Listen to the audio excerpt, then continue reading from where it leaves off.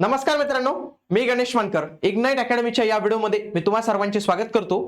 तर महा ट्रान्सको करून assistant engineer civil या पदासाठी जाहिरात आली होती। आता याच्या एक्झाम डेट जे आहे तर ते अनाउन्स झालेले आहे। तुम्ही जर त्यांच्या ऑफिशियल वेबसाईटवर गेले तर तिथे आपल्याला पाहायला मिळतं बघा, notification for intimation of examination online test for the post of assistant engineer civil. इथं जर मी क्लिक केलं तर बघा हे अशा पद्धतीने ओपन होतं आणि आपली एक्झाम डेट फार लवकर देऊन टाकले त्यांनी। 22 फेब्रुवारी 2026 ला मॉर्निंग सेशनला होणार आहे, म्हणजे 9 पासून पुढे होणार आहे। रिपोर्टिंग टायमिंग 8चा आहे, म्हणजे 9 पासूनच एक्झाम जे आहे तर ते स्टार्ट होऊ शकते।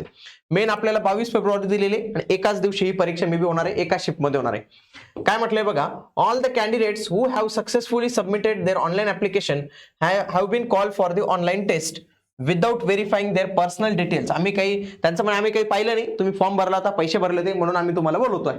लिंक आहे डाउनलोडची, link for the downloading call letters and information handout for online examination will be made available shortly. म्हणजे त्यांचं म्हणणं आहे आम्ही लवकरच ते पण अवेलेबल करून देऊ। अजून डेट आहे, एक्झामला जेव्हा 6 ते 7 दिवस बाकी असतात तेव्हाच ते उपलब्ध करून देतात। ओके, पुढे त्यांनी काय म्हटलंय, candidates are inform to bring hard copy. त्यांचं काय म्हणणं, हार्ड कॉपी किंवा प्रिंट आउट घेऊन जायची या कॉल लेटरची, म्हणजे जे काही तुमचं ऍडमिट कार्ड येईल मित्रांनो, हॉल तिकीट येईल तर त्याची हार्ड कॉपी घेऊन जायची। त्यासोबत valid photo identity as a proof mention below in the original and a photo copy.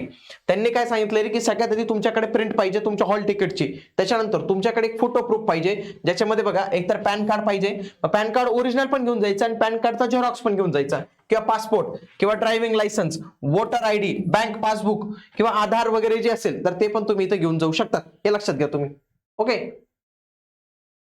पुढे फॉर फिमेल कॅन्डिडेट ज्यांचे their name appearing on the call letters provided them during the process of registration should be exactly match with the name as the appearing on the photo identity proof. The female candidate who have changed the first, middle, last name marriage will be allowed only if they provide original gadget notification or original marriage certificate or affidavit in the original stamp paper.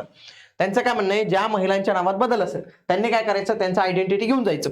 समजा नाव match होत नसेल तर त्यांनी काय करायचं, एकतर तुम्ही आम्हाला ओरिजिनल गॅजेट नोटिफिकेशन दाखवा किंवा ओरिजिनल मॅरेज सर्टिफिकेट दाखवा, तर ते आम्ही तुम्हाला जे आहे तर ते अलाउ करणार आहोत। ठीक आहे, ओके, पर्सनल विथ डिसॅबिलिटी यांच्यासाठी पण इथं जे आहे तर ती घोषणा त्यांनी केलेली आहे। Okay, the candidates will have appear online test size examination their own cost and risk.